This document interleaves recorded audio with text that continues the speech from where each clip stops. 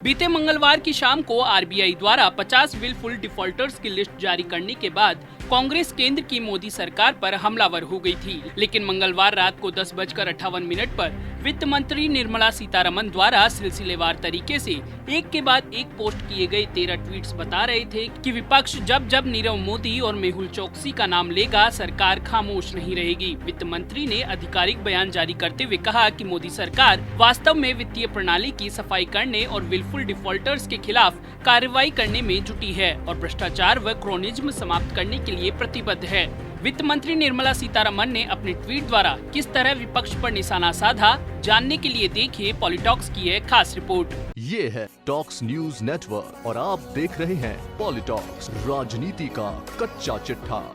वित्त मंत्री निर्मला सीतारमण ने अपने जवाब में राहुल गांधी के एक एक सवाल का बड़ा करारा जवाब दिया। यहां तक कहा कि राहुल गांधी और कांग्रेस प्रवक्ता रणदीप सिंह सुरजेवाला ने निहायत ही बेशर्मी से लोगों को गुमराह करने की कोशिश की है। ये कांग्रेस की शैली है, वे तथ्यों को संदर्भ से हटाकर सनसनीखेज बना देते हैं। दरअसल इस सियासी घमासान की शुरुआत उस समय हुई जब आरटीआई एक्टिविस्ट साकेत गोखले की एक आरटीआई के जवाब में रिजर्व बैंक ऑफ इंडिया ने बैंकों का कर्ज दबाकर बैठे 50 बड़े कारोबारियों के नाम सार्वजनिक कर दिए। आरबीआई ने सनसनीखेज खुलासा करते हुए 50 सबसे बड़े बैंक घोटालेबाजों का 68,607 करोड़ रुपए माफ करने की बात स्वीकार की थी। इस लिस्ट में मेहुल चोकसी, नीरव मोदी, विजय माल्या सहित कई कारोबारी हैं जिन पर बैंकों का कर्ज बकाया चल रहा है।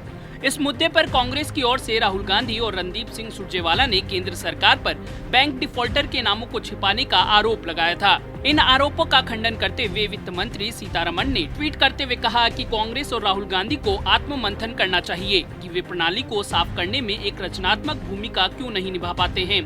कांग्रेस ने न तो सत्ता में रहते हुए भ्रष्टाचार और क्रोनिज्म को रोकने में कोई प्रतिबद्धता दिखा पाई और न विपक्ष में रहकर। वित्त मंत्री ने आगे कहा कि भारतीय राष्ट्रीय कांग्रेस के नेताओं की आज की कोशिश विलफुल डिफॉल्टर्स, बुरे ऋण और बट्टा खाता पर भ्रमित करने की है। वर्ष 2009, 2010 और 2013-2014 के बीच शेड्यूल्ड कॉमर्शियल बैंकों ने 1,45,226 रुपए बट्टा खाते में डाल दिया था। उम्मीद है कि राहुल गांधी ने डॉक्टर मनमोहन सिंह से इस बट्टा खाता के बारे में परामर्श किया होगा। निर्मला ने पूर्व में आरबीआई गवर्नर द्वारा कही गई बात का भी जिक्र करते हुए कहा कि रघुराम राजन ने कहा था कि बड़ी संख्या में बुरे लोन 2006-2008 के दौरान पैदा हुए। कई सारे लोन अच्छे संपर्क वाले प्रमोटरों को दिए गए जिनका कर्ज डिफॉल्ट करने का इतिहास रहा है। सार्वजनिक क्षेत्र के बैंक लगातार प्रमोटरों को कर्ज देते रहे हैं, जबकि निजी क्षेत्र के बैंक बाहर निकलते रहे।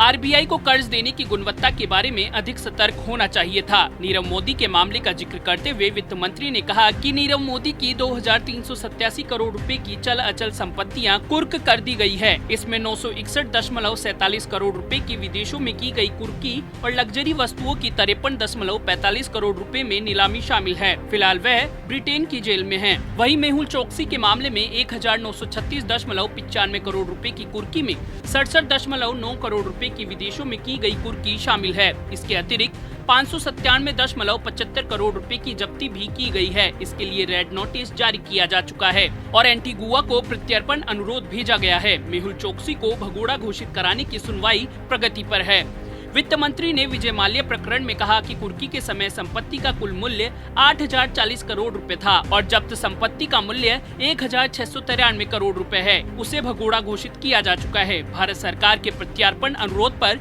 ब्रिटिश हाई कोर्ट ने प्रत्यार्पण के लिए फैसला सुनाया है। नीरव मोदी, मेहुल चोकसी और विजय माल्या के मामलों में कुल कुर्की व जब्ती का मूल्य 18,332.7 करोड़ रुपए है। वित्त मंत्री ने कहा कि मोदी सरकार इन विलफुल डिफॉल्टर्स का पीछा कर रही है और इनके खिलाफ 9,967 वसूली मुकदमे, 3,515 एफआईआर दर्ज कराए जा चुके हैं। इन मामलों में भगोड़ा संशोधन अधिनियम लागू करने की प्रक्रिया जारी है।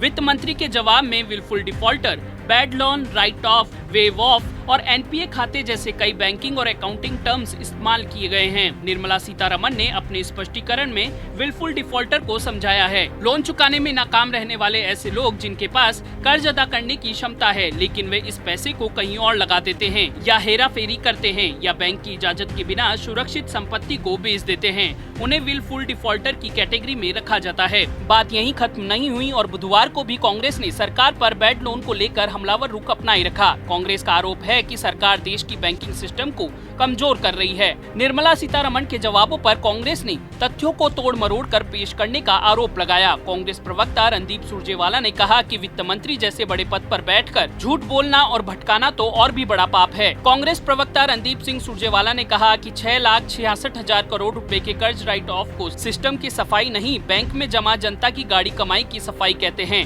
एक अन्य ट्वीट करते हुए सुरजेवाला ने कहा कि देश को भटकाने की बजाय निर्मला सीतारमण जी को सत्य बताना चाहिए, क्योंकि यही राजधन की कसौटी है। मोदी सरकार ने 2014-2015 से 2019-2020 के बीच डिफॉल्टरों का 6,66,000 करोड़ रुपए कर्ज क्यों राइट ऑफ किया? क्या 95 डिफॉल्टरों का 68,607 करोड़ रुपए कर्ज माफ करने का आरबीआई का आरटीआई को जवाब सही है? अपने तीसरे ट्वीट में रणदीप सुरजेवाला ने वित्त मंत्री पर हमला बोलते हुए कहा कि मोदी सरकार देश का पैसा लेकर भाग गए घोटालेबाजों नीरव मोदी, मेहुल चोकसी, जतिन मेहता, विजय माल्या और अन्य मित्रों का कर्ज क्यों राइट ऑफ कर रही है? इतने बड़े 6,66,000 करोड़ रुपए के बैंक कर्ज राइट ऑफ की अनुमति सरकार में किसने दी और क्यों? पॉलिटॉक्स ब्यूरो, दिल्ली। ये है टॉक्स न्यूज नेटवर्क और आप देख रहे हैं पॉलिटॉक्स, राजनीति का कच्चा चिट्ठा।